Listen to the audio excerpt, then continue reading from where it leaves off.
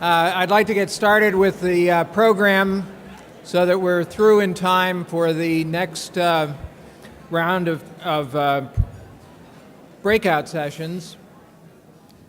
It's the tradition of the outgoing president to kind of give us a state of SIPA memo, if you will.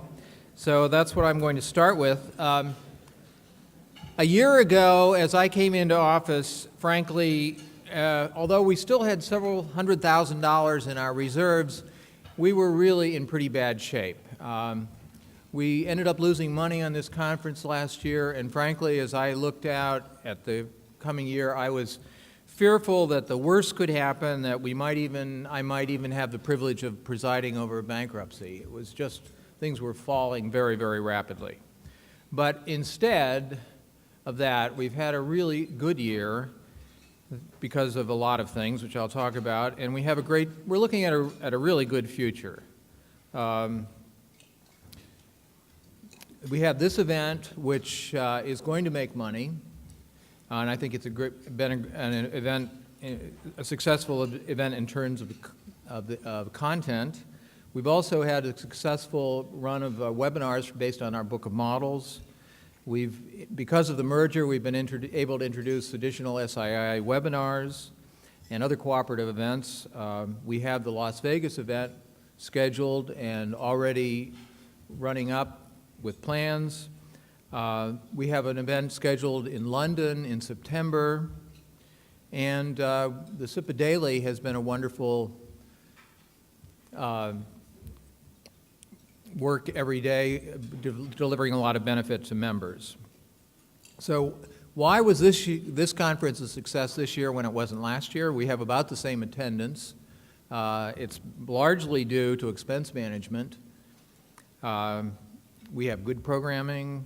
We've had great staff from SIIA, and Meg, our chair, has done just a fabulous job.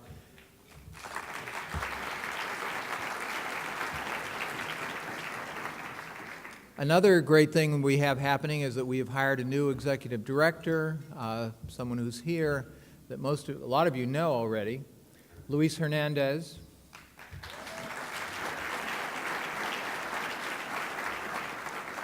Luis has spent 17 years with one of our member publishers, Thomson Publishing, most recently as in charge of their entire content. And he comes with a lot of enthusiasm, a lot of understanding of what we're doing, and great relationships already. So I think with Lewis's hiring, with my departure, and with Denise's arrival, we are in great shape. We're at the start of a new beginning. I'd like to talk a little bit about what the merger with SII has meant and will mean from my perspective.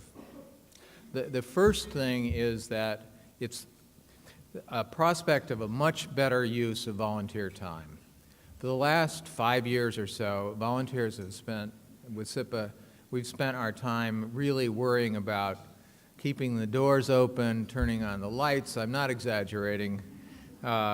It's just been we've run a small business, volunteers who are also running their businesses, and it was just a big time drain. So, I mean, the people who have done it, Lucretia Lyons, Denise, Meg, Guy Sakala, Bob Coleman, a whole host of people are being now replaced with professionals with SIIA whose job it is to run the budgets, to run the facilities. And we've spent now 6 months working with them, and it's been a great experience to be able to turn these things over and realize that we don't have to worry about that anymore. We can worry about programming. We can worry about relationships and the kind of things that we became volunteers with SIPA for in the first place. The next thing we have in prospect is really professional strategic leadership. I've gotten to know Ken Wash, the SIIA president, much better over the last year as we've worked on this. And he knows what he wants. He's going to work hard to get it. It's fundamentally different than association management because he really sees himself as part of our organization. He's worked hard to understand himself, our culture, and what it makes, how we operate. and he's worked hard to get his staff to understand this as well. And they're committed not to making us into bringing us and making us into something like SIA, but rather to preserve our own identity. And that's what we wanted going in. And my experience working with Ken and his staff has been better than I expected. It's just been a really nice thing. Another aspect of their philosophy is about their dues philosophy. You pay or you don't play, and you pay your fair share. He's been willing to make the tough calls, and so far, instead of losing members, we have gotten almost everybody to recognize that if we want a vibrant association, we're all going to have to pay our own way. The SII infrastructure is good. You know, we all run small businesses, or some of them bigger than others, but you know, it's getting the invoices out, getting the seminars going, et cetera, et cetera. You got to have systems. They have, how many divisions do we have? 8 divisions. We all run off basically the same system, so there's a lot of leveraging of investment, and the systems are good because they're built to accommodate different needs. In some cases, we've looked at them and, well, it doesn't work for us, and so we've had to change them, and we are changing them, and where it's been uneven, what we have is we have willing people who are willing to work with us and figure out how we're going to get it done. In terms of culture, in my own business and in other volunteer associations that I'm involved in, I've been involved in a number of mergers, some of them successful, I think most of them, but a couple not, and the biggest problem is culture. You bring 2 organizations together and the people, both sets of people are good people, but they're different in how they think, et cetera, and that's crucial. Well, the SIA culture and the SIPA culture are very close. We're cooperative people. We're intent on getting what we want done. We're somewhat direct, but that has been a good fit so far, and I think it bodes well for the future. In terms of finances, last year at this time we were losing money, considerable amount of money that was taking us to a very bad place. Well, we're now pretty close to break even. Our dues revenue has stabilized, and we've been able to cut a lot of expenses out as a result of the merger. In the future, we really have to increase revenue in the $50,000 to $60,000 range in all of our obligations. How we're going to do that, I think our goal is to increase some of it through dues, some of it through events, the 2 major events we do, and the Publishers Roundtable and other smaller events. I think it's a very doable budget, and Denise, our incoming president, when she looked at it, she said, well, we're not going to lose money under my watch. I salute you, Denise. You know, what happens if we don't get to those numbers? Because our deal with SIA is that we keep 70% of our revenues, or net revenues, for our expenses, staffing, any special projects we want to do, et cetera, and 30% goes into the kitty to provide for infrastructure and staff salaries, et cetera. So when I say we're not quite covering our expenses, it means that we're building up a deficit there. There's no immediate pressure because SIA has great cash reserves and they're committed to our success. So realistically, how long a runway do we have? We really haven't talked it through in any formal terms, but I think we're looking at 24, 36 months. If by that time we haven't achieved the breaking even, then I think we're going to want to look at it again. And what will probably happen then would be more cost sharing with the content division in one way or the other, so that we can spread those expenses. But I'm pretty confident that we'll be able to do it. And even if we didn't, it wouldn't be such a bad thing, because as we've gotten to know people in the content division and the rest of us, SIA, we've realized that we have a lot in common in terms of our needs and programming, et cetera.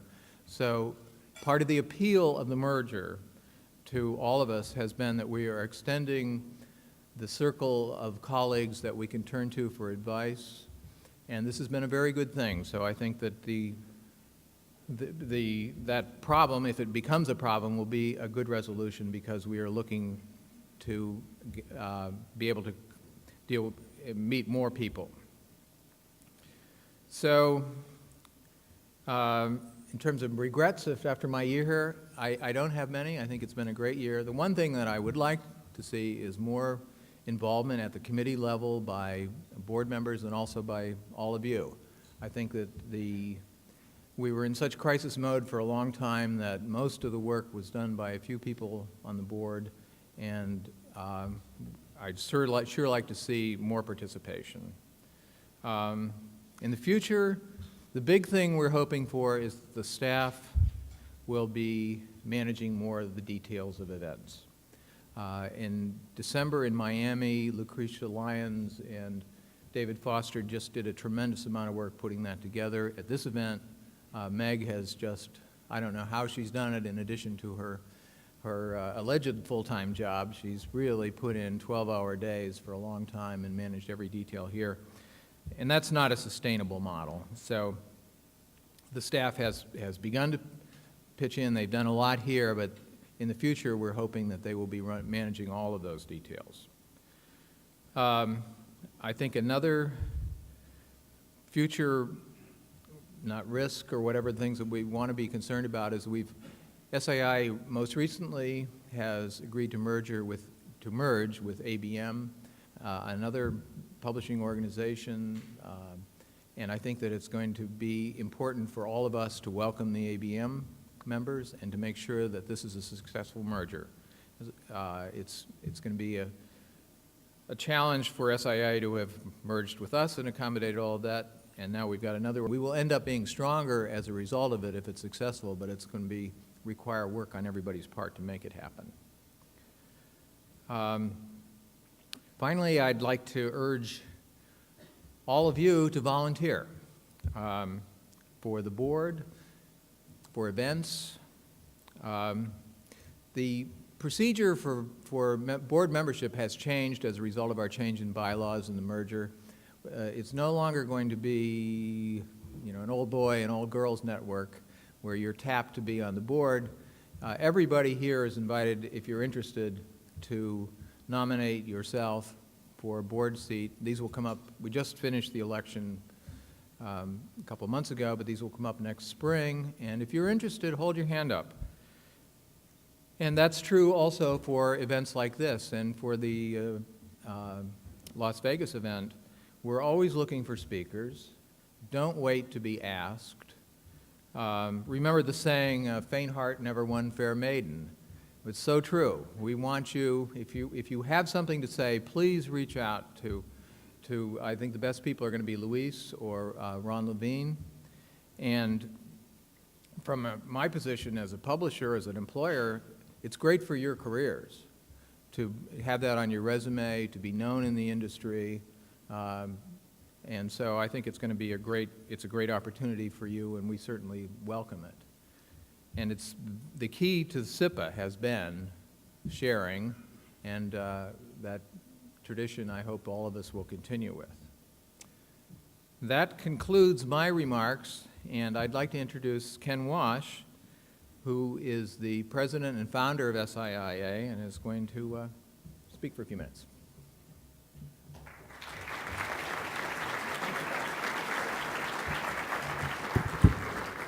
Thank you, Bob, and those are truly words of wisdom. There's one important thing that he said in the 5 minutes that he spoke is volunteerism. Volunteerism is alive and well at SI, at SIPA, and all of our divisions, and we urge all of you to get involved. Are there any Star Trek fans here? Who's a Star Trek fan? Well, I don't know what made me think of this, but about 45 years ago, I must have seen a Star Trek episode that was sitting in the back of my mind that struck me as instructive for us. It seemed Captain Kirk ended up on a planet that there were two tribes at war with each other. And one tribe was black on this side of the face and white on this side, and the other one was white on this side and black on the other side.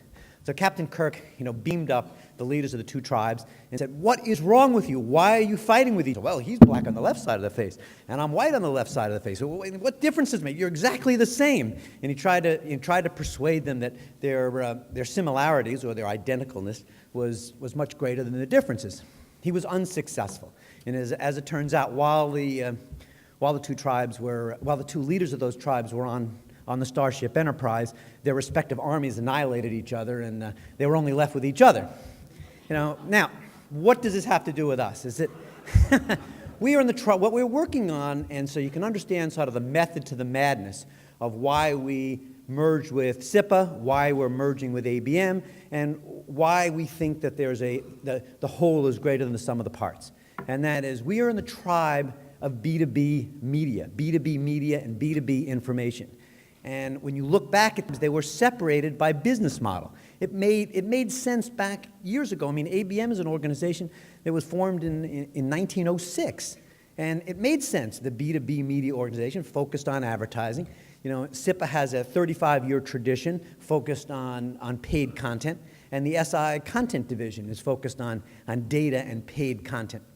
Well, those of you saw Rick Longnecker sitting in the hall before, and I chatted with him a little bit, and he says, Ken, I'm really glad this came together. He says, I go to the SI meetings of the content division, I go to the SIPA meetings, I go to the ABM meetings talking about sales training, he says, and I always thought to myself, and I even mentioned it to people, he says, why can these three groups not get together? Because they're doing so many of the same things, wouldn't it make sense for them to pool all their resources and do things together? Well, I agree completely. I mean, if you look, together between ABM, Division, and SIPA, in the next year we're going to be putting on 8 different conferences. And it's a challenge, to put on all of these conferences. And it's not in our interest to go eliminating conferences and making you go to somebody else's conference, but some consolidation going down into the future probably makes sense because we want to make sure that we take advantage of the larger network that we have. So the challenge we have as an organization going forward is to preserve the uniqueness of SIPA, which we have no intention, there's no intention ever of eliminating the SIPA board, the SIPA brand, the SIPA separateness, and the SIPA tradition that's grown up over the last 35 years, which I've learned, when Bob says the surprises that he's had over the last year, the greatest surprise that I have is it's an unbelievable network of cohesion, and not only the board, but so many of the members have worked with each other so cooperatively over such a long period of time. There would be no interest in ever eliminating that, or making it more difficult for that to exist. Similarly, I went to my first ABM conference in Amelia Island about 6 weeks ago. I show up at a conference where, out of 175 people, I probably knew 5 or 6 of them, and I set to work to see if I could meet every single person there and listen to what they were interested in. And their interests are not that different than yours. Going forward, back to this whole idea of business models, everyone is interested in issues around content marketing, data analytics, building a mobile strategy. And if you look at the conference programs at ABM, at SIPA, and our content division, if you put blinders on and you ignored who was hosting the conference, you'd see an enormous level of similarity between them. I do want to introduce the 2 SIPA individuals who are joining our staff. Matt Kinsman, could you stand? Matt Kinsman. Apropos, I think he's a Klingon, but a reformed Klingon, nevertheless. And Claudia Flowers. Claudia must be here somewhere. There's Claudia, known to many of you. These are two individuals that I hope you'll get to know in the next day and over the next many years. My urging to all of you is to get involved. I want to introduce one other person, Kathy Greenler-Sexton, who runs our content division. Now, there are a lot of great things that have happened in the last year, but one thing I really want to point out, Kathy has pulled together these info-local events, which is modeled really on the success of what Barbara Kaplowitz and others here in Washington have done, where there's a periodic getting together just for dinner of publishers. And so she has info-local events, which is an opportunity for people in a particular geographical region to get together. What we're trying to fight is the idea that people say, well, you put on a great conference, but there's nothing going on in between. Well, if you're in Kenosha, Wisconsin, it's hard to participate. That's why we want to have more webcasts, more activities that don't require you jumping on a plane to participate. So we want to have these info-local events happening in Washington, New York, Boston, San Francisco, Chicago, and now London. and there are probably other cities as well. So if I had one request of all of you, because I know you're all not here in Washington, is whatever city you're in, if there's a community of publishers that would like to get together, our community is much larger between between the content, the publishing parts of SI and in content, SIPA, and ABM. It's a much bigger network today, and the impetus to get together and discuss issues, common issues, is great, and we have a critical mass in so many places. So my request is, if you're in any of these cities or others, volunteer. Say, I'll handle the February of 2014 meeting, and I'll arrange to have a speaker, or we'll just have a round table. It's so easy to do, and if everybody were to volunteer just to do one such event, think of how many more activities of use we could have for the whole organization. So stay tuned. There'll be a lot more. The integration of ABM is about to occur, and let's get on with the rest of the program and our keynote. Thanks very much.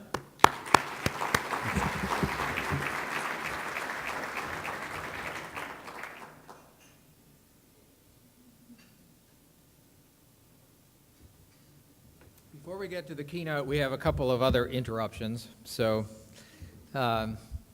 first of all, it's my honor to present an award induction to the SIPA Hall of Fame. Every year, SIPA recognizes someone who's been especially important to the industry by inducting them into the Hall of Fame. And many of the legends of our industry are members, and it's my happy duty to announce this year's nominee. We're recognizing him for two reasons. First is his tireless contribution to this association.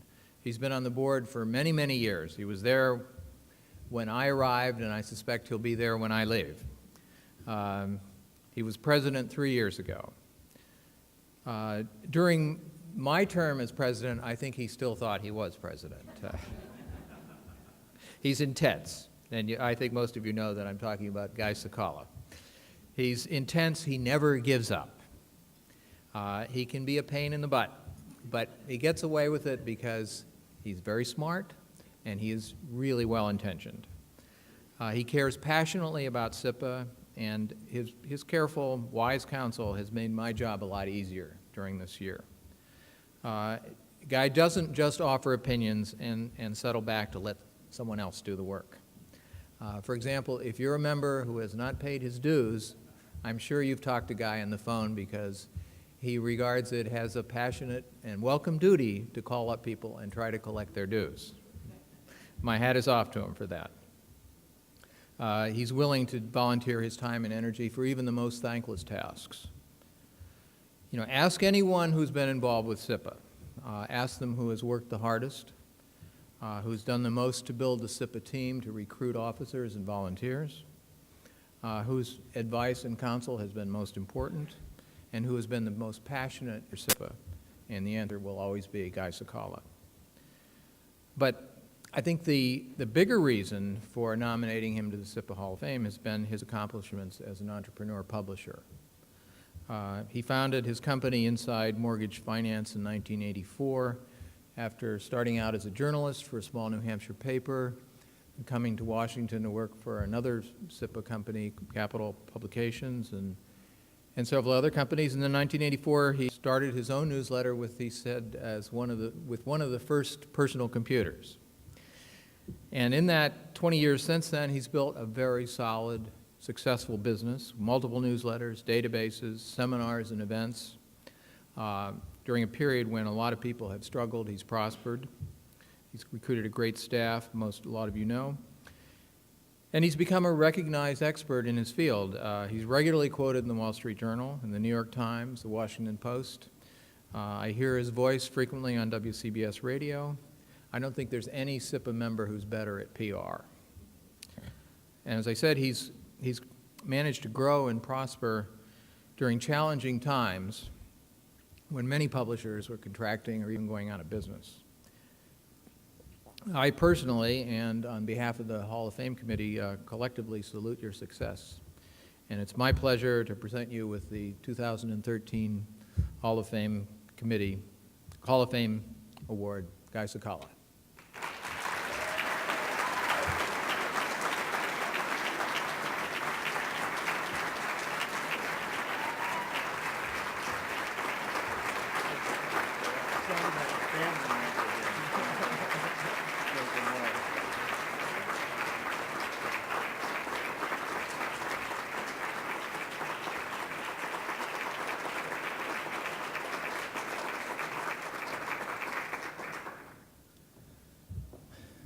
Well, I think I've obviously been around too long when Bob talks to me like a family member and calls me a pain in the ass, but I think I'll still thank him for that. Volunteering for SIPA has been an extremely rewarding experience, mostly because of the people I've been able to work with, but also because of the fact that it's in the business that I deal with on a day-to-day basis.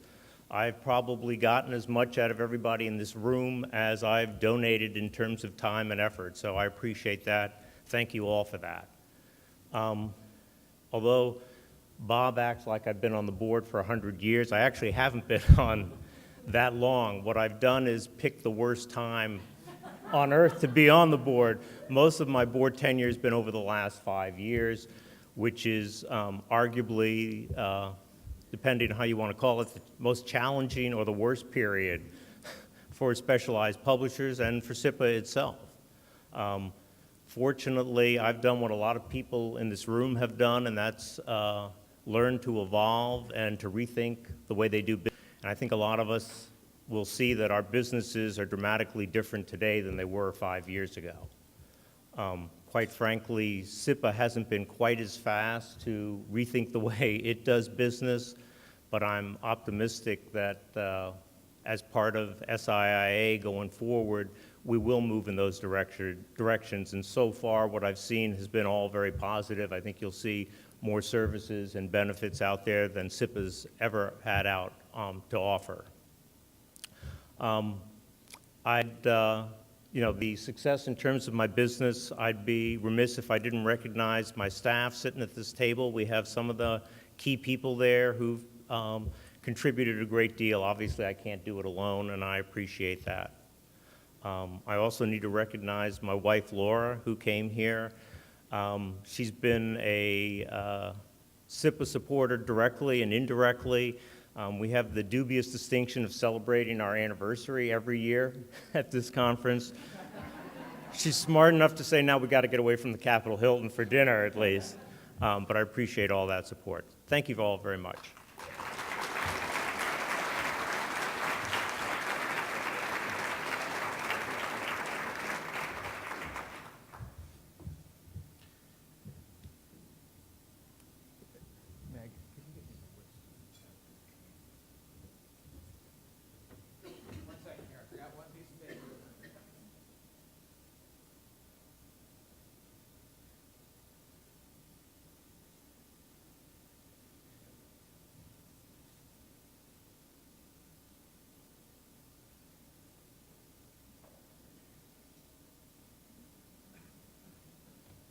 I told Meg as we went up to this, I said, I have to have it all in writing or I'll forget it. Well, I didn't have Adam's name in writing, and I missed that. And I also don't have with me the listing of the people who have volunteered to serve on as the coordinators for local chapters. So we have chapters in, I'm not even going to try to remember them, but could you stand if you you know who you are. Okay.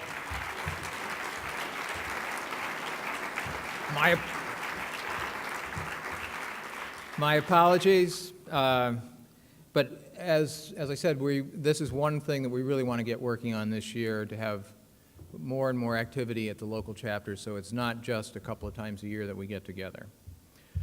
The next item on the agenda is the Volunteer of the Year, and again, we name a Volunteer of the Year every year, and frankly, this was one of the harder awards to figure out this year because there were just a lot of people who made a difference this year.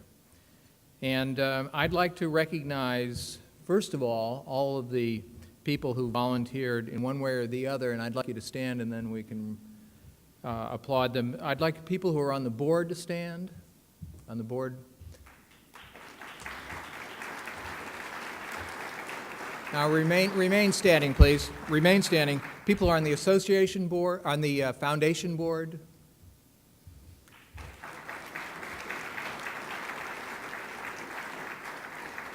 The chapter volunteers again. Everyone who has spoken or volunteered at this event or the Miami event.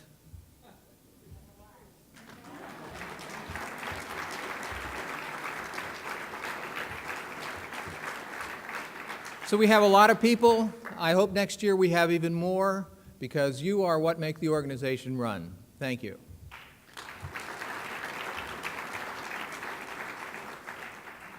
Now, as I said, the Volunteer of the Year award was a hard decision to make this year, so I have a number of honorable mentions.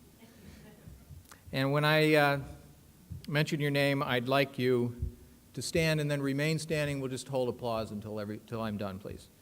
So first of all, not technically a volunteer, but a staff member who during this year's toughest times did far beyond his job, and something I greatly appreciate. Ron Levine.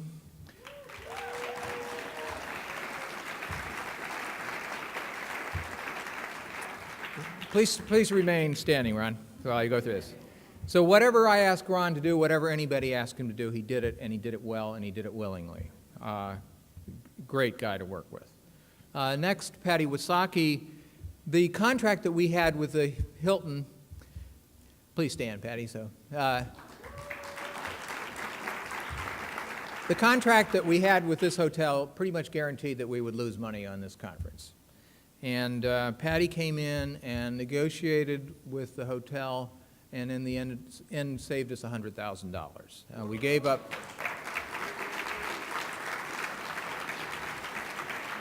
And we ended up with a win-win solution. The hotel was happy. That's the reason why we don't have all the space we had last year, but it's worked out well.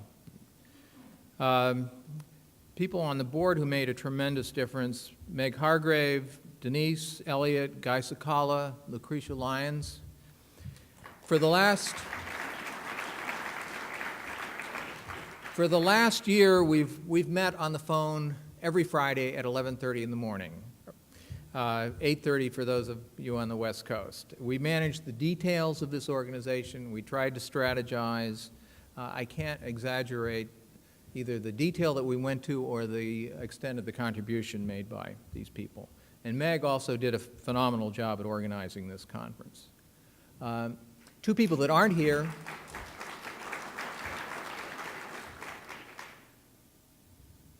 Two people that aren't here but made a big difference in the merger were Andy McLaughlin and Wayne Cooper. Wayne came back on the board specifically to help us with the merger. We put together an offering document that we sent out to a number of different potential partners, and I think that its professionalism really helped us succeed in interesting SIIA and made the merger possible. Andy worked throughout this tirelessly to make the merger a success. Again, Lucretia, and again, David Foster, who pretty much single-handedly insisted during some pretty grim times that we have a Miami event. And because I was thinking, well, we might not be able to manage this, David and Lucretia said, we're going to do it, or it's going to be successful, and they went out and did it and made it into a success. Now, Bob Coleman wasn't an officer, wasn't on a committee, but he took over our bookkeeping. He put us on QuickBooks and brought order out of a lot of chaos. And Bob. So these are our honorable mentions, and you might logically ask, well, who's left to be honored? The Volunteer of the Year is someone without whom I could not have been president this year.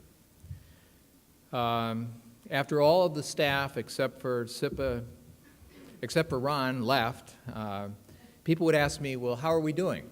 And I would have to say, I don't know. So I turned to Lucretia Lyons, our treasurer, and after 2 rounds of that, she said, okay, you want me to handle everything financial, don't you? And I said, well, yes, and everything.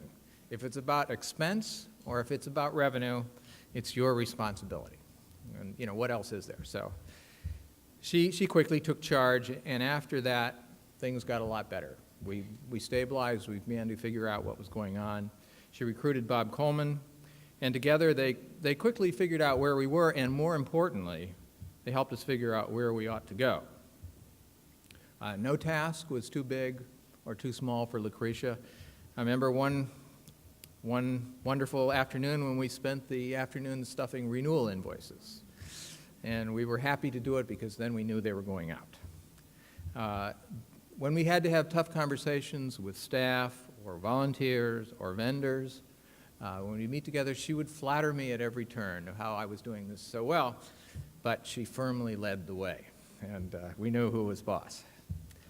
When we got the merger, there were again tough meetings with Ken, with Eric Friedel, with Tom Meldrum as we got through the details of it, and consistently she helped bring the team together. She helped forge solutions that everyone could feel good about, and she brought the right mixture of den mother and drill sergeant to these. So Lucretia, even among this bright constellation of your honorable mentions, you stand out, and please come up and accept the award as Volunteer of the Year.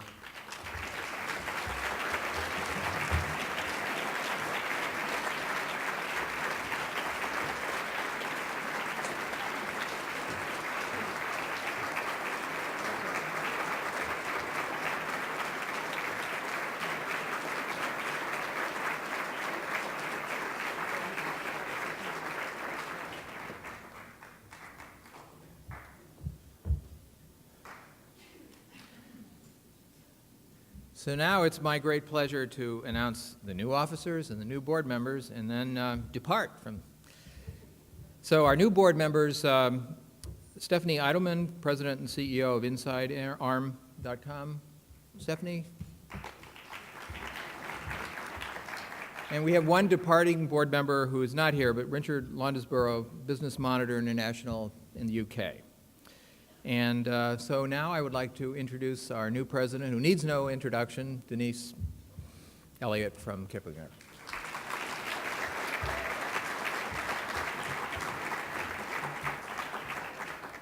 Thank you, Bob.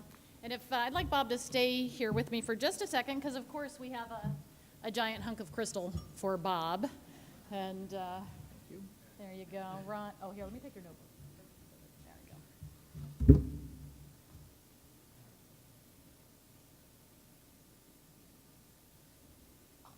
Thank you. You stay here for 1 second with me, Bob. Bob, I'd like to thank you for your time at SIPA, on the board, on the executive committee, and especially your time as past president. This last year was quite challenging.